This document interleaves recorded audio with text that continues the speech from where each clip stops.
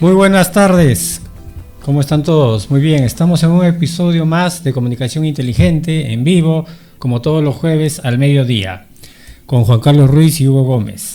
Y bueno, estamos en la recta final de las elecciones, a 3 días para que todos los peruanos vayan a las ánforas y voten por sus candidatos.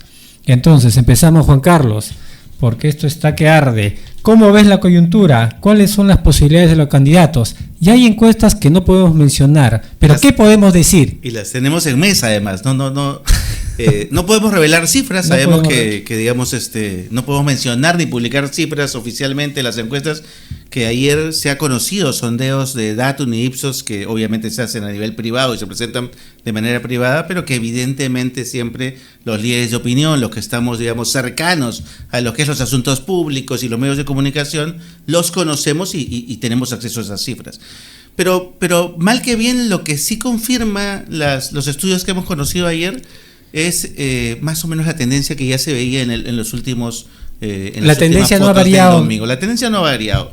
Tenemos a una candidata que prácticamente está en segunda vuelta, que es Keiko Fujimori, que tiene ese voto duro y ese voto oculto que ya no empieza a ser tan oculto, sino que conforme el indeciso empieza a tomar decisiones, parece haberse ido hacia Keiko Fujimori, aquellos que ven una preferencia por ella, ¿no?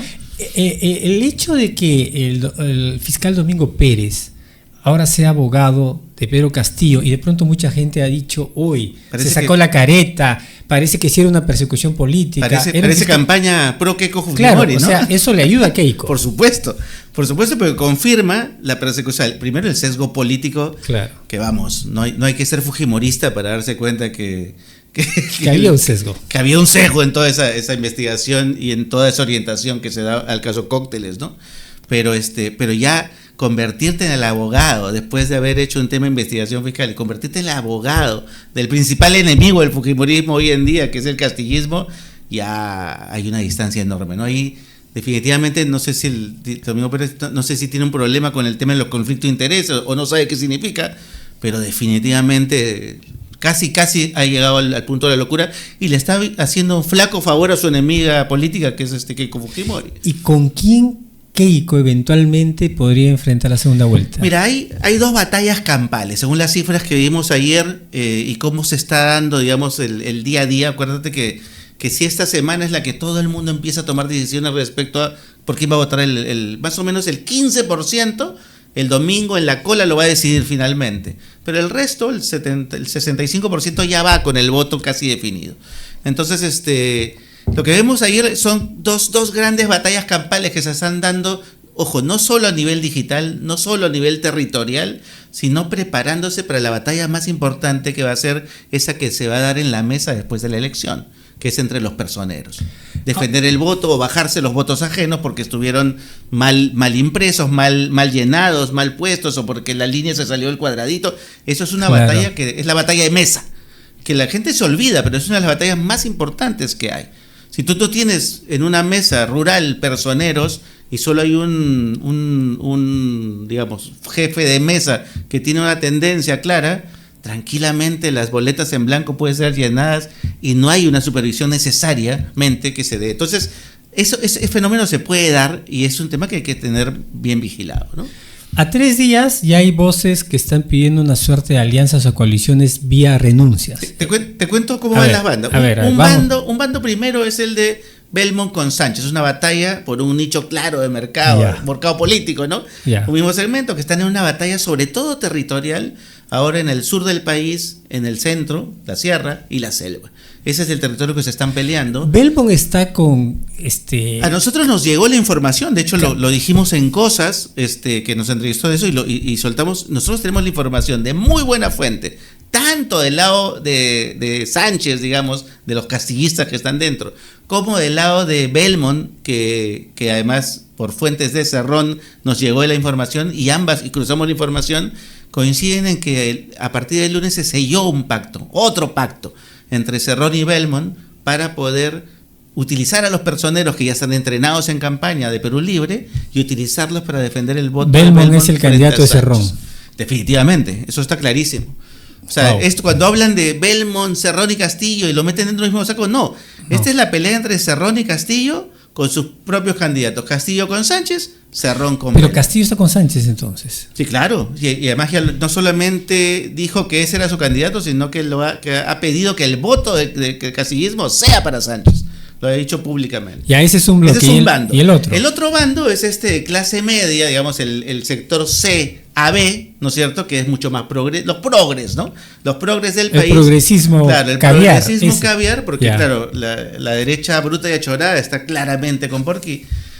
Cada vez se sincera más, ahorita vamos a hablar del fenómeno Porky, pero en el caso de este progresismo, digamos, más urbano, digamos, ¿no? Desarrollista, tenemos a Nieto, tenemos a López Chau, tenemos a Marisol Perestello. Sí. Pero quien se ha colado por la ventana es Carlos Álvarez. Carlos Álvarez. Que es un fenómeno raro, porque claro, tiene de las dos cosas, tiene de progre, pero al mismo tiempo tiene de medio de izquierda y al mismo tiempo tiene temas de derecha bruta y achorada, cuando él habla, la pena de muerte. Cuando él habla es de derecha, pero cuando miran a su vicepresidenta ya no sabemos si es la izquierda. Es como decía, tú sabes que la presentación que hicieron ayer en América Televisión, en América Multimedia y El Comercio, nos hicieron la presentación de las cifras de Datum.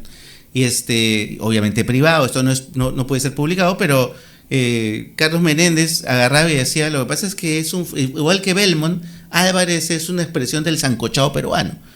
Antes hacían sancochados mucho más gourmet, ahora los sancochados son un poquito más populares, ¿no?